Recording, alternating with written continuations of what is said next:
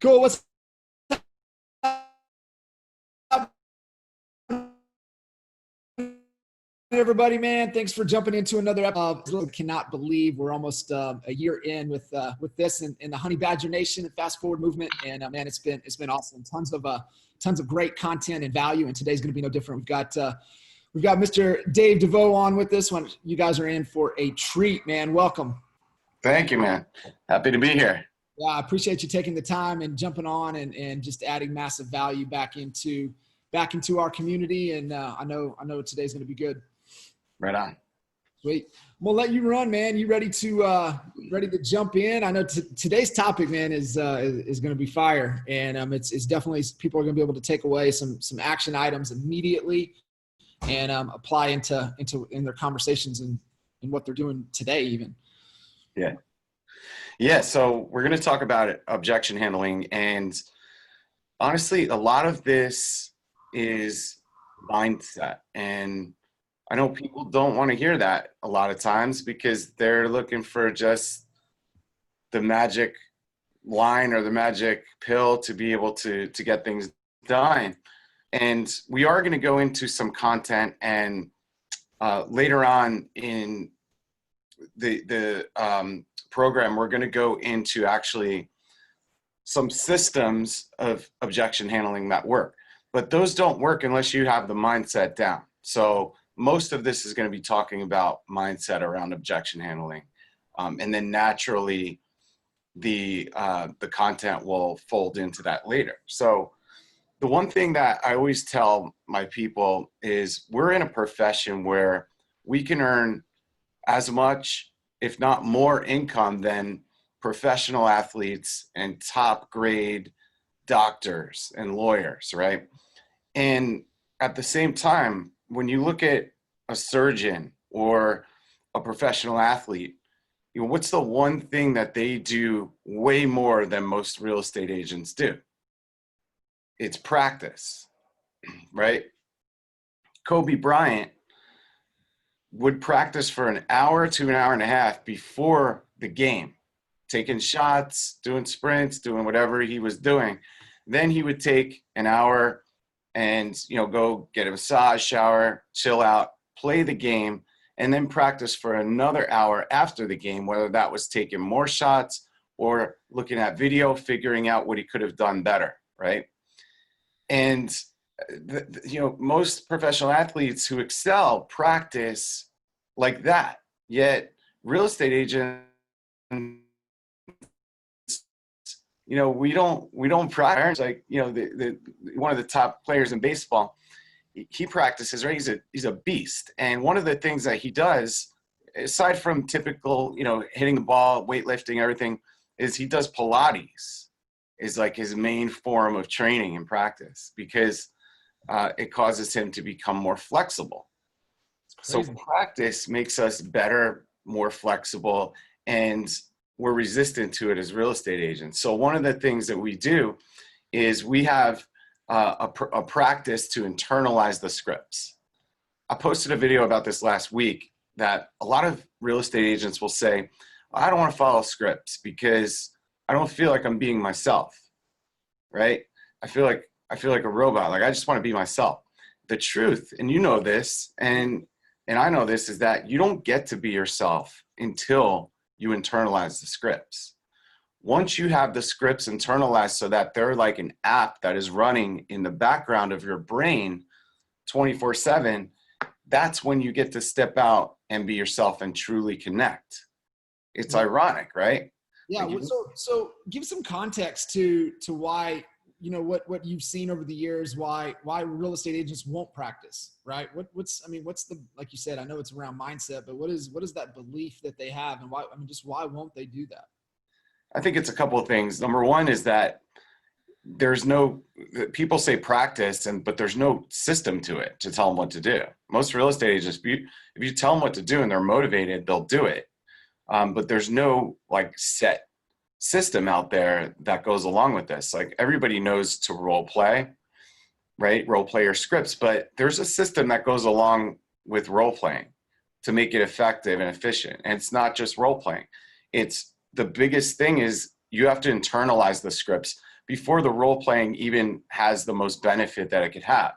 So the system that we've developed is pretty simple. It's chant the scripts 5 times a day for 90 days. So back when I was coaching with Matthew Ferry, one of my coaches back in the day, you know, he taught me this, that the way to internalize the scripts so that you never have to reach for them, they're just always there, is to chant them. And by chanting, what that means is you're reading it as fast as you can, right? You have the script in front of you. You read it as fast as you can with no tonality 5 times in a row for 90 days. If you do this for 30 days, you're going to be a beast. I did it for 90 days. And I knew that it was not something I was really interested in doing. So I needed accountability around it. So We all do. I wrote him checks, and, you know, I had to call his assistant and chant the scripts into his assistant's voicemail every day. And if I didn't do it, he was going to cash the checks for a lot of money that I didn't have as a new agent. And every single day I did it because I didn't have that money, and I didn't want that check to bounce. There was one day that I missed it because, you know, when you're chanting the scripts, you're going, hey, good morning, this is Dave DeVoe. I'm calling because you're home getting off the market. I was wondering, you're chanting the script. So I was driving to the shore with my wife, who was my fiance at the time, and I was like, oh shit, like I have to do this thing. I have to do it. Otherwise, you know, whatever is going to happen. She's like, fine, do it, whatever. So I call and she's sitting there, we're driving, and I'm like, hey, good morning, this is David. This is your for sale by owner. I was wondering when you can interview the agent or drive us on your home. And she just was like, stares at me, and I started cracking up. And then I hung up and I tried it again. I couldn't get through it because I started laughing. So I had to pay $1,000 that day. But that was the only day that I missed it. And what happened was it really became a part of me, like these scripts. Like, it's been 5 years, dude, and I still can chant all of these scripts because there's no way out. It's in there, right? That's gold, man. That's absolute gold. When you do this, it's a system, right? And now when you've got the scripts internalized, when you're role playing, you can work on the connection. You can work on building the rapport. You can work on the tonality, the rate of speech, a lot of the things that we're going to talk about today. But the first step is just memorization and internalizing those scripts. Love it. So chanting the scripts 5 times a day, what I would do is I pick 3 scripts at a time, whatever the most important ones are for you. I think for me, it was expired, for sale by owners, and pre-qualification scripts. Would chant them 5 times a day. And then my listing presentation, I would chant once a day, and I would write it out once a day by hand. You wrote out the whole presentation piece when you're sitting down with the client. You would write that out. Yeah. Yeah, that's key. That's absolutely critical. Just to help you internalize it at a, you know, and keep it at a much faster pace. Exactly. And what this does is really, it gives you another level of confidence that most other people don't have. So internalizing the scripts was the first step. Role playing the scripts and setting up the right system for that was the next step for me. And I'm kind of crazy. So I role played 10 times a week. I would have, you know, I hit the phones at 7:45 a.m. So I would role play at 7:15 a.m., hit the phones until 11, and then I would role play from 11 to 11:30, 5 days a week. Most people are not going to do that. So role playing once a day for 20 minutes. When you're doing this, what's really important is set up your role plays with agents in other markets. Try to get agents who speak differently, who speak maybe slower or faster than you do. And we're going to touch on that a little bit later to help you practice building rapport with different types of people who have different types of speech patterns, right?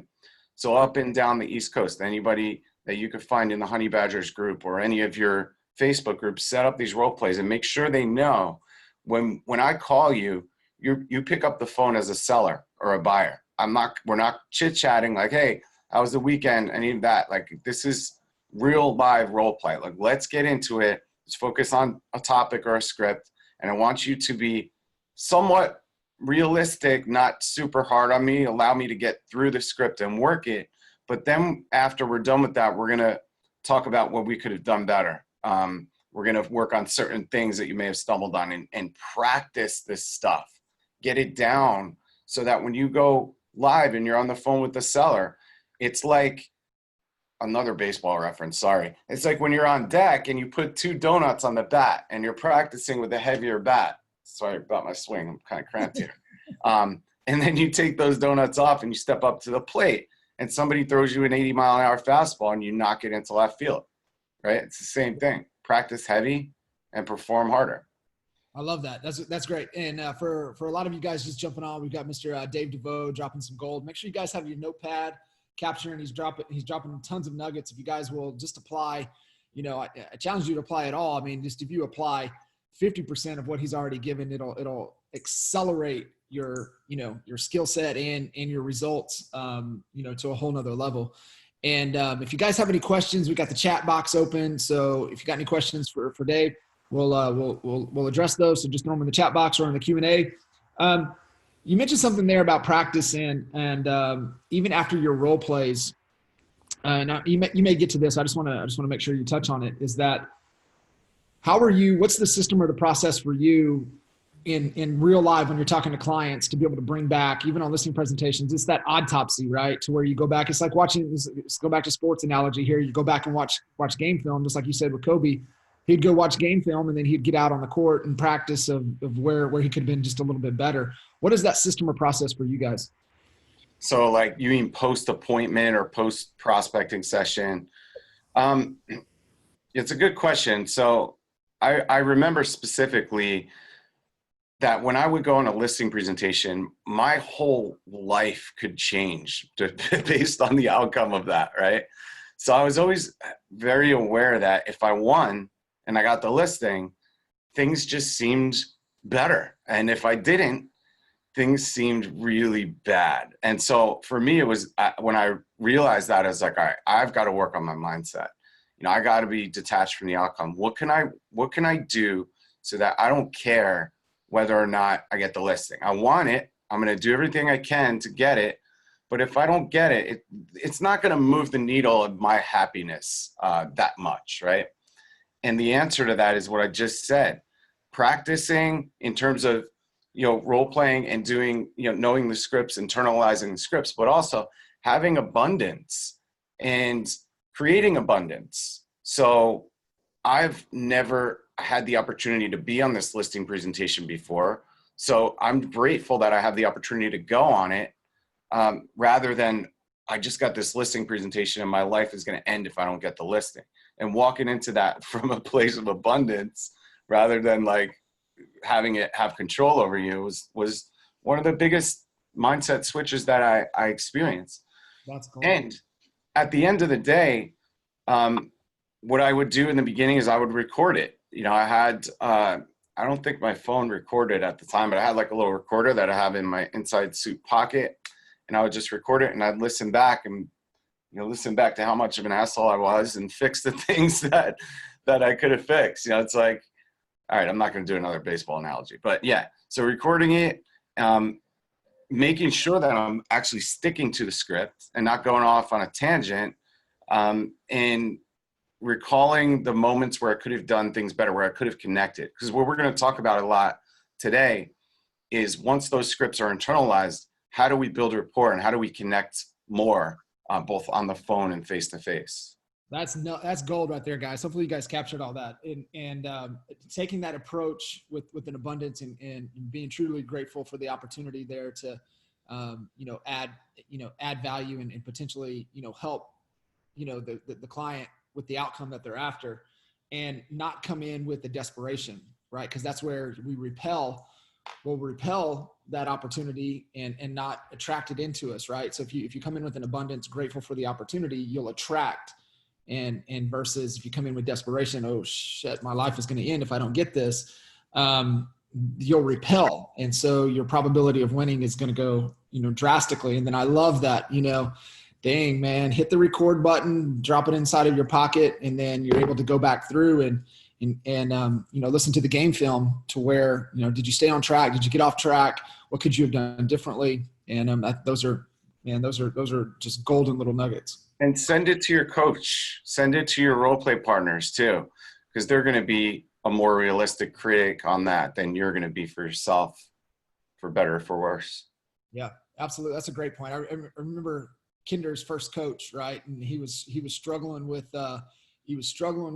his conversion, and this was back into the tape recorder taped into the phone days, right? And he's like, "Are you staying on script?" And of course, our ego is always going to be like, "Hell yeah, I'm staying on my script. What are you talking about?" He's like, "Well, I want you to do this. I want you to record your next 5 calls. Then I want you to take that tape and I want you to mail it to me."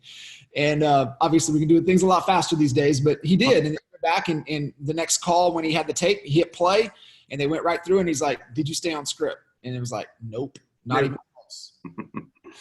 So, yep. Cool. So this is great stuff here. So we're coming up, we're really, the critical piece of the mindset and really the understanding and the importance of being intentional with our practice. What else here with what you guys do on a practice standpoint? I love that little nugget too, practice heavy, play hard. Anything else there that really is critical within the mindset and how we practice for what we do? No, I think we keep it simple, right? And if you nail those things, what'll happen is your confidence is going to go up. When you have the internalization, you've practiced it, your confidence goes up. And much like what you said before, is when you're confident going into a phone call or an appointment, the client feels it. They want that. And the easiest way to get there without completely faking it is knowing every possible script that you can know.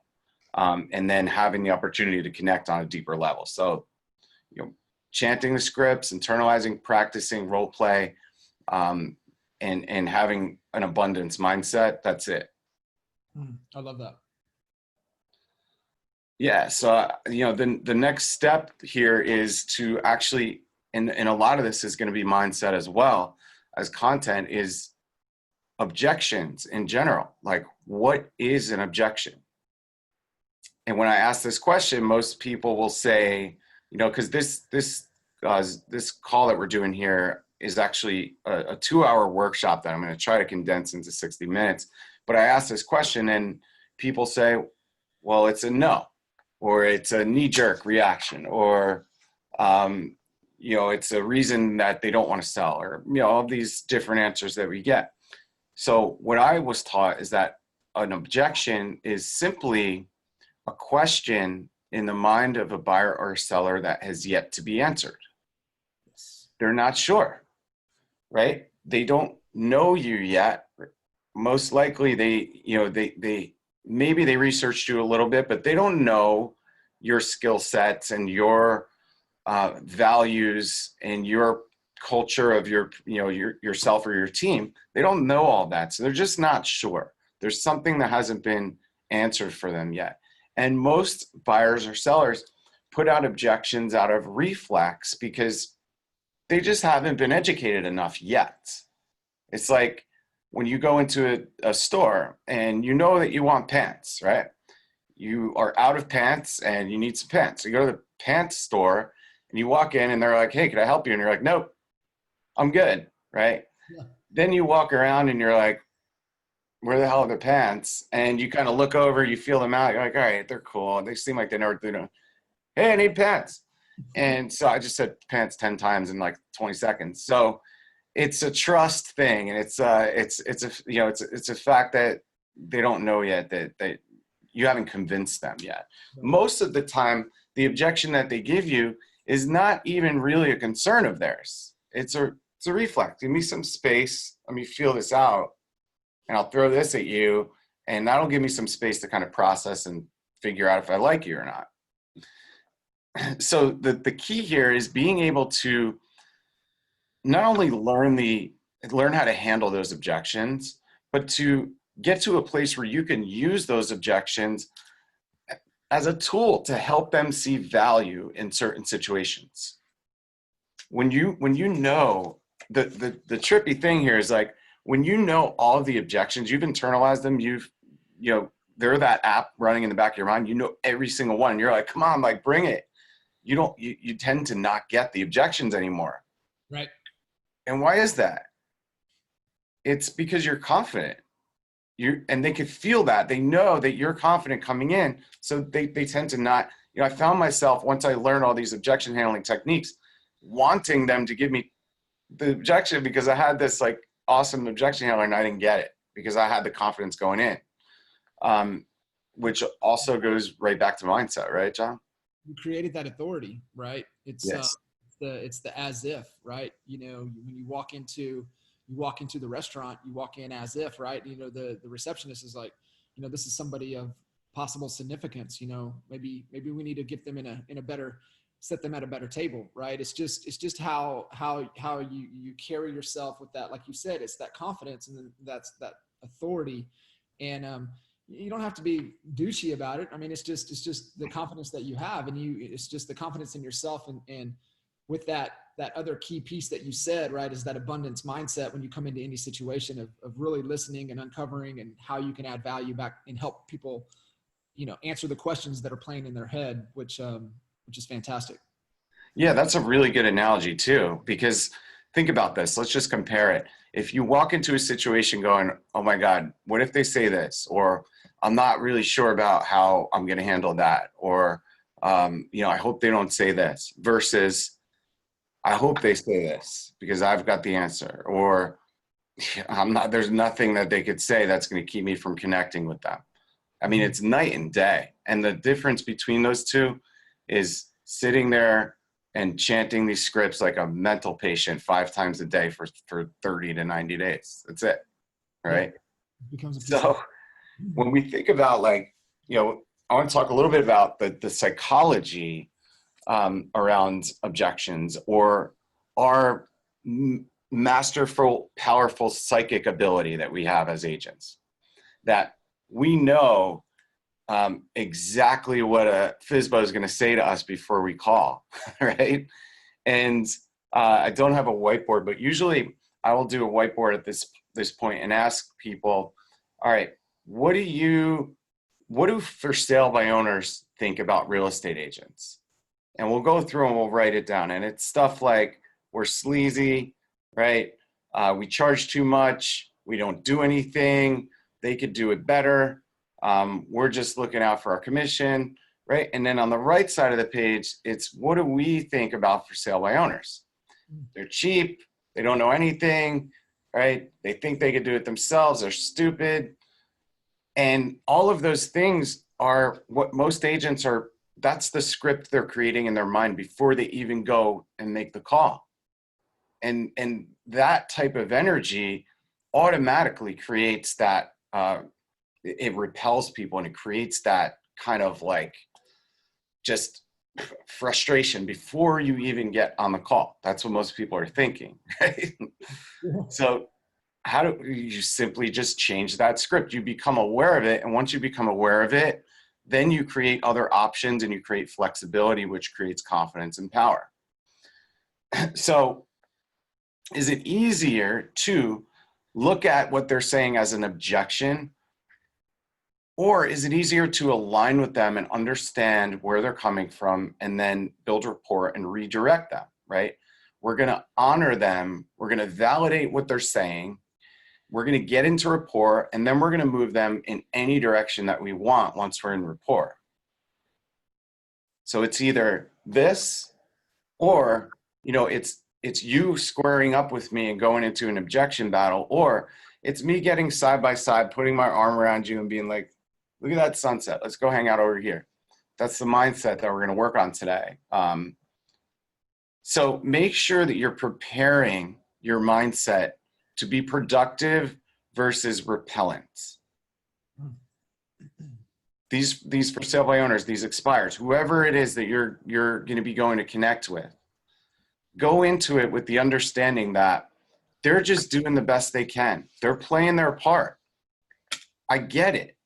There's people calling them all day, right? They didn't sell for 6 months and now we're calling them. Like, I totally understand where they're coming from. And when you've got that mindset, a lot of times I'm not telling you to go into this expecting frustration. I'm just saying to be understanding of the fact that they're not all sitting there trying to figure out a way to make your life miserable. They're just doing the best they can.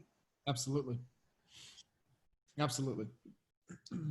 So that kind of leads us into the topic of rapport and what rapport actually means. And the fact that rapport can just disintegrate objections if it's done the right way. Before I go into that, is there anything you want to jump in on? Yeah, no, this is fantastic. And it really does come down to the the mindset and having that awareness, right? Because once we have awareness, then we can make better choices, and, it allows our creativeness to flow.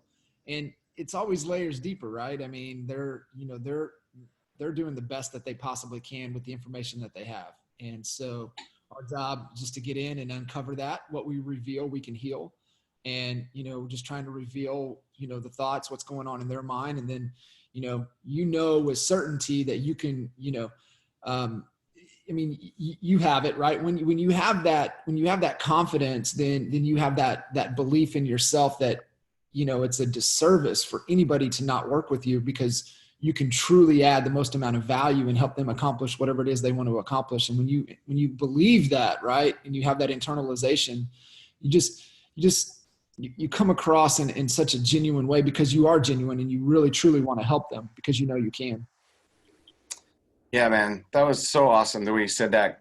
And the number one thing I want to point out is when you're coming from that mindset, the most important thing is that your experience is better.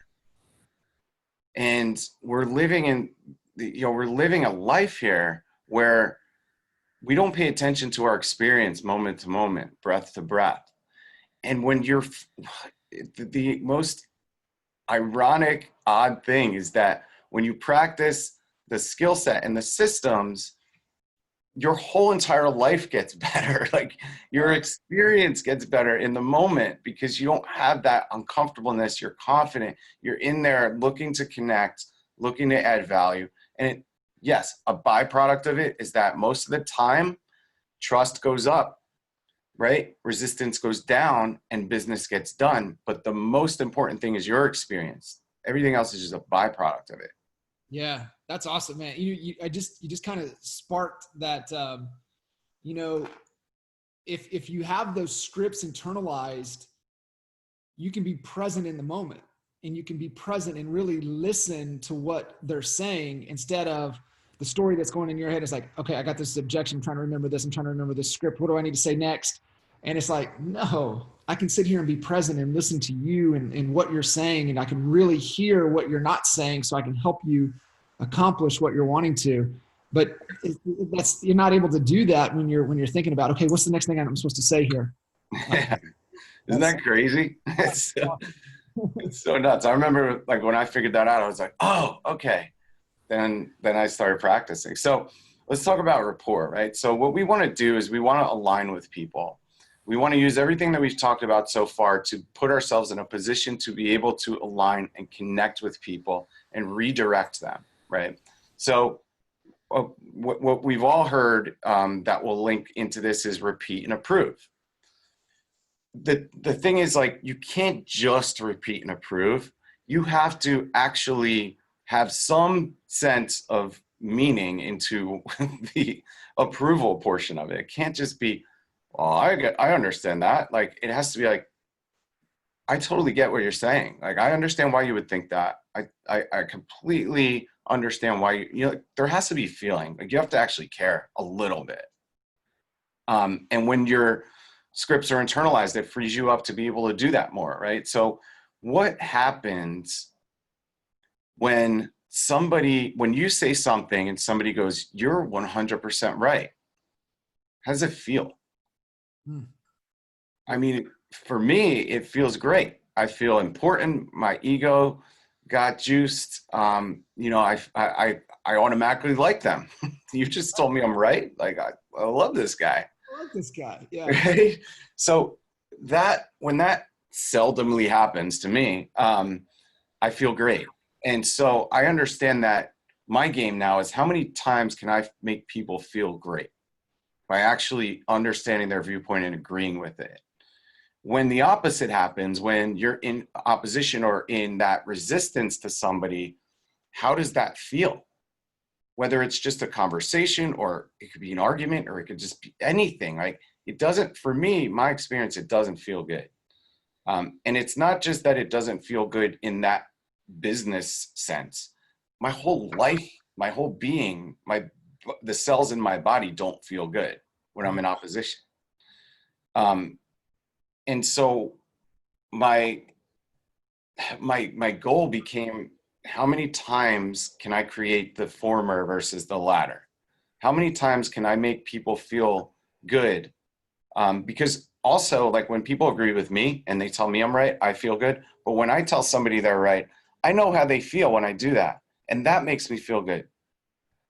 That makes me more connected to them, right? So it's a simple thing, and it's not fake, right? I'm really looking at this going, this woman or this dude is just, they're not trying to hurt anybody. This is just how they feel. And I'm okay with that. I'm okay. Maybe we will work together to look at another option, another way of looking at things, right? Maybe it's, they feel that 4% commission is the right move. I feel that 7% commission is the right move. But I could understand where they're coming from, and I could get into that space and build rapport, put my arm around them and walk them right over here to that 7% rainbow, Right. and help them understand that, right? It's their beliefs, right? To be, I mean, whatever, just because what they believe to be true doesn't necessarily mean it to be true. It's just, it's what they believe to be true. And so when you come in, like you said, with that opposition, you're never going to get them to open their mind to be willing to be wrong. They never will. Right. And that's the power of what you're talking about, rapport. Yeah. I mean, that's the power of it, right? To where you can align and you can get them to open, what we talk about was Stephen Covey, right? Open the gate of their mind. And when you build the rapport and you can connect, you can get them to open the gate of their mind. Now, potentially they're open to exploring their beliefs and willing to be vulnerable and be wrong. But if you don't stand a chance. Yeah, it's really hard, right? It's really hard if you're in opposition and you're in resistance mode with somebody to then you basically put them in a headlock and drag them to the finish line where you're trying to get to, versus like, just shut up and be okay with it for now. Be okay, understand where they're coming from. And, the headlock turns into a little bit of a hug and we're on our way. You basically said the next line, a couple of lines of what I have here. So when you align with somebody, so let's talk about the different ways that we could align with people, right? And I think for the purposes of prospecting, like on the phone, we've got about 5 seconds to build rapport with somebody before they lump you in with everybody else who's called them, if you're calling an expired or a FSBO, right? So the first thing we want to do is we want to match the tonality of their voice. We want to match the actual pitch, the accent. We want to match their tonality as closely as possible. And if you ever came and shadowed me and prospected next to me, you'd be like, what is this guy doing? Like, because I'm changing tonality, I'm changing accents like constantly, and matching their tonality perfectly, exactly how they say. Because when you call somebody, the first thing they say is hello. So exactly how they say hello, I'm going to say hello in the same pitch. I happen to be a singer and I have perfect pitch, so it's easier for me. But if they go hello, I'm going hello the same exact way. If they're like hello, I'm like hello. Match it perfectly, right? Because what it does is, you're laughing at me. I'm laughing because what you just said with accent, my wife, she gets on to me every time we go out to eat dinner or we go somewhere and the waiter comes up with a little bit of an accent. I do the same thing, man. I hit their accent and then all of a sudden the waiter's asking me, do I speak their language? And I'm just like looking at them like, because I guess I did that. That's funny, man. That's awesome. And at this point in the presentation, I usually look out into the crowd and go, what's the problem? And somebody will be like, aren't they going to get mad at you? Aren't they going to think that you're making fun of them? And here's the truth is like, I've showed up to a listing presentation and the seller goes, "Oh, you're not Indian?" I'm just kidding. But I matched their tonality and their accent so much so from a validation, from an honoring perspective. And back in the day, I said the same thing to my coach. I said, I'm not going to do that because they're going to go, "What are you doing? Like, are you making fun of me or something?" And he said, "All right, I challenge you to get caught. If you can get somebody to say that to you, then I'll give you 3 months of free coaching," which was worth like $6,000, right? And I was like, "All right, I'm going to get caught. I'm going to get caught." And I went out and I prospected. I did 50 contacts a day and tried to get caught. I mirrored and matched. I mimicked. I repeated. I did everything I could. And guess what? I didn't get caught.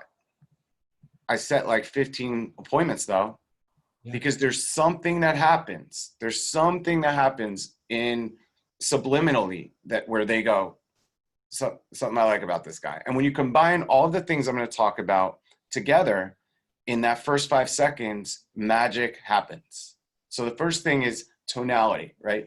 You want them to feel comfortable. You want them to feel familiarity. You want to also match their emotions. Have you ever been in a mood where things were just, you're in a pissy mood, right? And somebody comes flying into the room, skipping into the room on top of the world. How does that feel, right? I mean, for most of us, it's like, whatever. It's not, we're not even going to be there. But for most people, they don't want like fairy dust sprinkled on them when they're in a bad mood. You have to match their emotions. Or if they are in an upbeat mood and you come in like Eeyore, you're going to drag them down, you're going to repel them. So you want to match their tonality, you want to match their emotions as closely as you can in that first word that you say to them. How else can we create familiarity, right? And this is going to sound crazy, and I don't give this out to anybody who's not on my team, but I'm going to give it to you. It's laughing as you say your name. This is probably the most ridiculous and effective thing that I've ever recognized and learned, is that when I'm trying to create familiarity, right? So instead of, calling and saying, "Hi, Mr. Smith, this is David DeVoe from eXp Realty," I'm calling going, "Hey, John. Hey, it's Dave DeVoe from eXp Realty," right? So it's just a little chuckle in between your first and your last name. "It's Dave DeVoe from eXp Realty." And they go, "What the?" Like, right? They don't know what to do. They're going, "How do I know this guy?" Like, automatically right there, we're in rapport. I said hello exactly how you said hello. I laughed at myself. You think you know me, and I'm in 5 seconds. Game over. No other agent that called them did that, right? So when I'm doing my listing presentation or when I close on the home, I'm going to go, "By the way, anybody who called you, did they laugh when they said their own name? Because that's why we're here right now." That's great. Oh, that's awesome. Strong emotions have to be matched. Yes. Right? If you call an expire and they're like, "Are you kidding me? This is the 10th call I've gotten from realtors today." What are you going to do? What do you normally do? What do most agents do? They either hang up and then pretend they didn't hang up so that the people around them don't realize that they just got owned, or, they freak out, or they get mad and start arguing with them. But I'm going, "What? 10 people called you today? You were on the market for 6 months and now everybody's calling you? Where were they when your home was on the market? Why didn't they sell it then?" I just took away 3 of their objections and they're like, "Yeah." And I'm like, "Yeah. So if they did sell it, where are you going to move to next?" And you could bring them down. You don't stay there. Don't scream at each other the whole time. You got to connect. You got to connect, and then you bring them where you want to bring them. You want to go. Yeah, it's like what you said, right? It's connect and redirect, right? That's what you said, earlier when we were talking about rapport. Connect, redirect them where you want them to go. And now you're leading that conversation. Because you grab the rapport, you've got the confidence, the scripts, you got the rapport, and now you're in the authority position. Now you've got options, and you can bring them where you want to bring them. The third piece of this, is rate of speech. How fast or how slow are they talking? Which is why I said before, when you select your role play partners, pick people that live in places where maybe they speak a little bit slower, a little bit faster to give you some versatility, because it's the hardest thing to do. When I talk pretty fast. When I'm talking to somebody who talks slow, it's painful for me to do it. I had to practice that a lot and really accentuate the slowness of where I'm speaking, kind of like the baseball bat swinging with the two donuts. Like, you got to practice talking really slow, because when you get in the game, what you think is slow is probably still pretty fast to a person who talks slower, right? So people who talk slow, what do they think about people who talk fast? What do they think about salespeople who talk way faster than them? Man, he's snake oil salesman. He's trying to get my pocket, right? Right. It's all negative. It's all negative, right? So if you're talking faster than your prospect, they're subliminally already thinking that you're a sleazy salesperson. But if you match their rate of speech, that doesn't happen.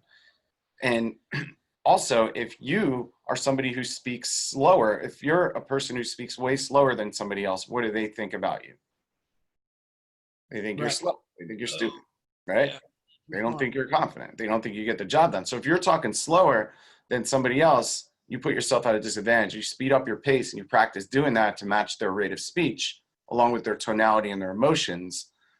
This is what I'm talking about. 5 seconds, and automatically they're going, this is the guy. This is the girl. I don't know what it is, but I like them. All right, you like me because I'm pretending to be exactly like you, and I'm building rapport by honoring you and getting into that same space emotionally and the same tonality that you're in, right? Absolutely. Cool. So I'm going to speed up a little bit. So I'm going to actually get into an NLP, neuro-linguistic programming pattern. And I studied this stuff for 3 years. Every single day I had to write 10 sentences. Each month had a different pattern, and each day I had to write an objection handler, 10 of them for each of these patterns, right? So I've done a lot of this. And what I'm going to do is I'll go through the pattern, and I'm going to share some examples. I've wrote thousands of these, and I had some of my agents pick my greatest hits of the objections that I wrote, just to show how easy it is to do this. The first one that we're going to go over is called single binds. Single binds. And you know what, guys? I'm going to share this. Probably should have said this earlier, but I'm going to share this whole PowerPoint in the group just so everybody has it, so you don't have to write down every single thing. So when we talk about single binds, we have to know what pacing and leading means, right? So pacing means agreeing with somebody or agreeing with what they just said, or asking a question that they know the answer is yes to, or making a statement that they know the answer is yes to. I'll elaborate on that in a minute. Then leading is once you have them in the pace of thinking yes or saying yes, you can lead them wherever you want most of the time, right? So it's Tuesday. We're on a Zoom call right now, and you guys could already start to see that this is some of the most powerful content that you've ever heard, and you want to be a part of this, right? Right. So what we did is we said, it's Tuesday. We're on a Zoom call, right? So it's Tuesday, yes. We're on a Zoom call, yes. And you guys can already start to see that blah, blah, blah, blah, whatever that is, right? It's not necessarily a true statement, but I've got you in the pace of saying yes, so I could say whatever I want. Really, really important when you're having conversations to make sure you're getting them in yes mode. Yes, you're nodding your head. You're making statements that the answer is yes.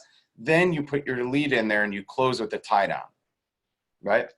So let's go over this pattern of single binds now that we understand what pacing and leading is. Are we cool there? Yeah, absolutely.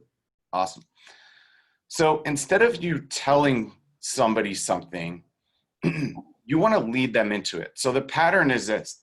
The pattern is the more you pace, the more you lead. And then you close with a tie down. So step one is the more you pace. Step two is the more you lead. Step three is close with a tie down. It could also be, you could also replace more with longer, shorter, happier, stronger, lower, sooner, faster, slower, better, weaker, cheaper. right? So this is all going to make sense when I actually do the objection handler for you. But just keep that in mind. The more you pace, the more you lead, close with a tie down. Tie downs are things like, isn't that what you want? Isn't that right, John? Don't you think? Don't you agree? Isn't that true? Those are tie downs. So at the end of your sentence, you're always going to close with a tie down, right? I'm aware that the lighting here is making me look like I am very red. Is that right? Cool. So now that we know the pattern, we know what the tie downs are, I'm going to go into some examples of these, of this objection handler. The more you pace, the more you lead, close with the tie down, right? So the sooner we get together, the more money you're going to get for your home. You want the most money, right? Right. So let's think about that for a second. That's absolutely not 100% true, but the way that I form that sentence, it's very hard for somebody to not set an appointment with me. The sooner we get together, the more money you're going to get for your home. You want the most money, right? Yeah. Yeah.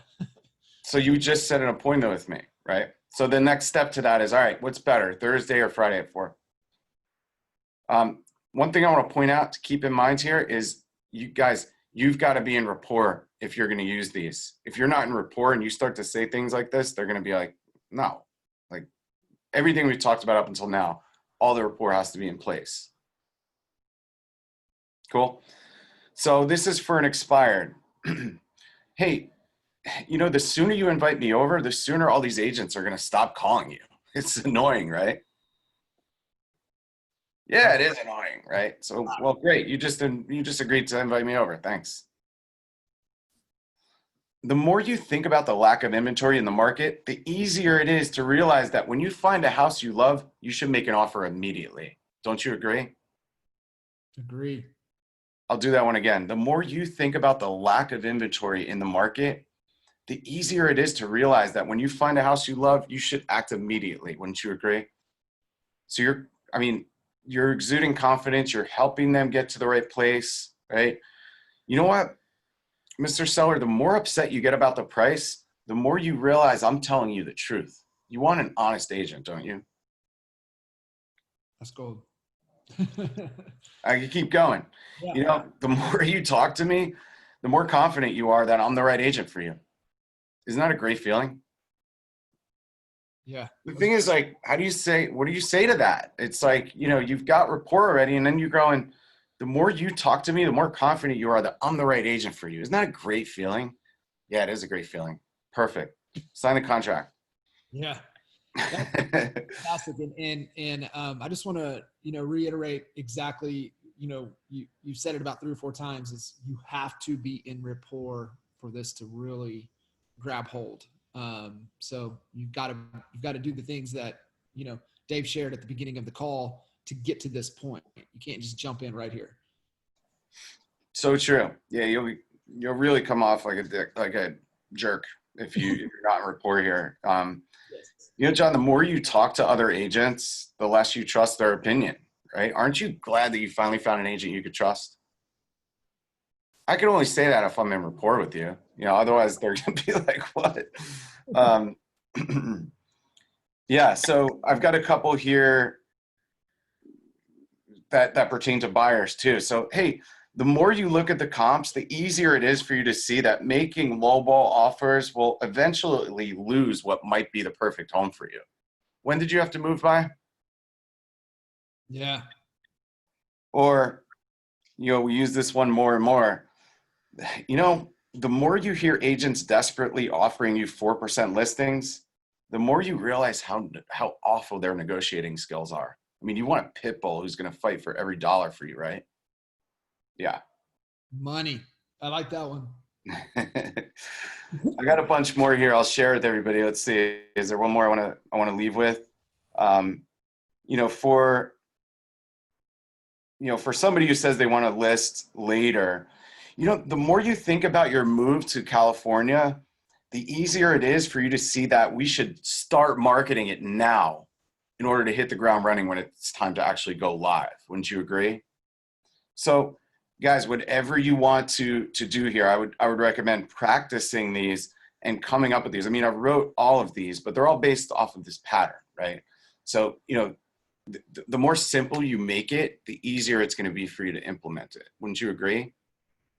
What are share again kind of what your practice schedule was for really internalizing these? It was really 10 sentences a day. So I would take this pattern and I would write 10 sentences a day. And the more I did that, the more natural it became. And I just started talking like that. I mean, I'm talking to you right now and I'm using it, right? And then if you listen back, this is the easiest pattern to use to get into rapport, right? The crazier my kids get, the easier it is for me to just implement this pattern and they start to calm down a little bit. You could use it all the time. So I would say write 10 sentences a day, commit to it for 30 days, start role playing it, start including it in your, your scripts and your role plays and stuff like that. And it'll start to become natural.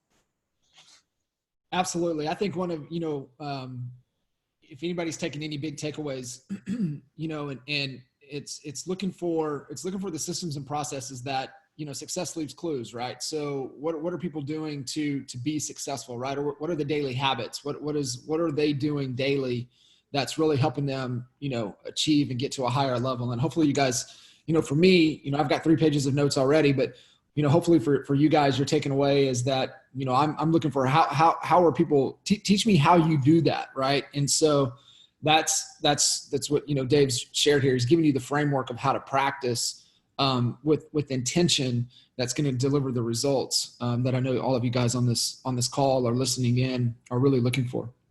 So Dave, we've got about 7 minutes here. Where do you want to kind of jump to and make sure that we really deliver to bring this back home for everybody as we wrap up this episode? I think what you just said, I mean, if you listen back to this, everything is in succession. So it starts with practice. And once you've practiced enough, you can get into rapport. And then we worked on different ways to get into rapport. You don't have the freedom to really focus on that connection and that rapport unless you've internalized the scripts. I don't care who you are. That's the system. Is like, you've got to internalize the scripts. Then you can implement these other things. Then you're going to see your experience goes, from a 5 to a 10 because of your experience being at a 10. Their experience is better. Your skills are sharper. You're using these NLP patterns, and you guys, it's game over. Nobody will be able to compete with that. It's just everybody's just having fun. Your clients are in there with you. So keep it simple and just do exactly what we said. And I promise you're going to see your business go through the roof and you're going to have a lot more fun doing it. So I think I've got another pattern here, level shifting, that I think needs some more time. So maybe we'll do a part 2 or something like that. But we could do some Q&A.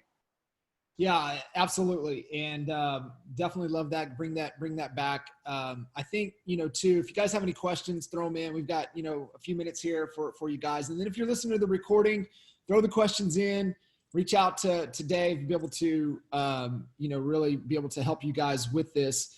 And it's just something that you said there that I hope everybody kind of tuned into, was that once you internalize this, it's a better experience, not only for yourself, for your clients, but it's also about the lifetime value, right? It's not the one and done transaction treadmill. It's really how you can, we talk about how do we optimize the opportunities and the relationships that we have, right?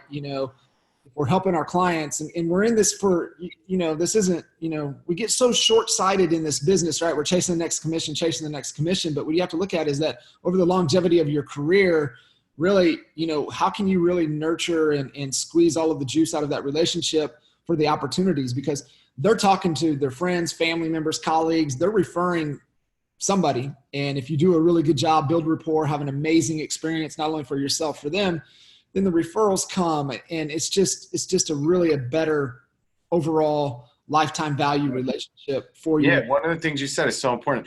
When I learned this stuff, my life changed. It's not just business that I use this in. It's in relationships. You can use this anywhere. Just like you said, the waiter, right?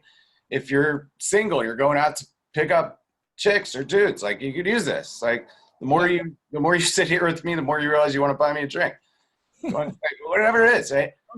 Relationship, like, my life changed because I internalized scripts. Like, I was able to connect more with my family because I internalized some scripts. It's nuts, but it's true. Absolutely.